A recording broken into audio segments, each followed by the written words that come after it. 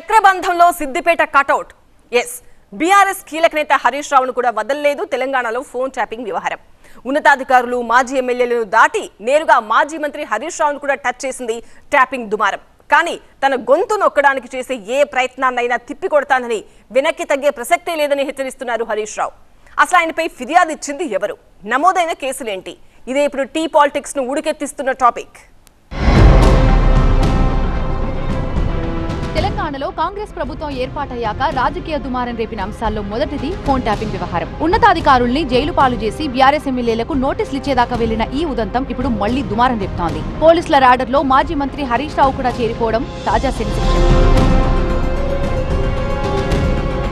సిద్దిపేటకు చెందిన కాంగ్రెస్ నేత చక్రధర్ గౌడ్ చేసిన ఫిర్యాదు మేరకు మాజీ మంత్రి హరీష్ రావుపై పంజగుట్ట పిఎస్ లో కేసు నమోదైంది. గతంలో నాపై అక్రమ కేసులు పెట్టి మానసికంగా వేధించారు, నా ఫోన్ కూడా ట్యాప్ చేశారు అని హరీష్ రావును ఉద్దేశిస్తూ కంప్లైంట్ రాసిచ్చారు చక్రధర్ గౌడ్. నొప్పి మాయం, సర్జరీ దూరం. మోకాలు మరియు నడుము నొప్పులను ఇకపై భరించాల్సిన అవసరం లేదు. ఆపరేషన్ లేకుండా అత్యాధునిక చికిత్స. Indo British advanced pain clinic అధునాతన సాంకేతికతతో ఇప్పుడు బంజారా హిల్స్ తో పాటు మదీనాగూడలో. ఈ ఫిర్యాదు మేరకు హరీష్ రావుతో పాటు 120B, 386, 409, 506 సెక్షన్ల కింద టాస్క్ ఫోర్స్ మాజీ డీసీపీ రాధాకిషన్ రావుపై కూడా కేసులు నమోదు చేశారు అధికారులు.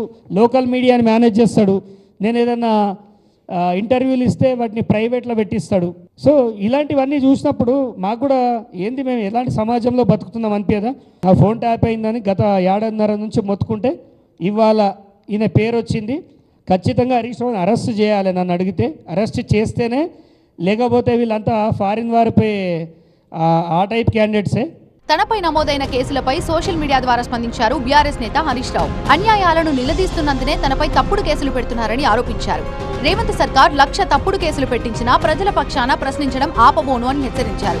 తప్పు చేసి దబాయించడం, తప్పుడు కేసులు బనాయించడం ఇది మాత్రమే మీకు తెలుసు. ప్రజా కోర్టులో మీకు శిక్ష పడే వరకు ఆగను అంటూ రియాక్ట్ అయ్యారు హరీష్ రావు. బీఆర్ఎస్ ప్రభుత్వ హయాంలో ప్రతిపక్ష నేతలు అధికారుల ఫోన్లు ట్యాప్ చేసి అధికార దుర్వినియోగానికి పాల్పడినట్టు ఆరోపణలున్నాయి.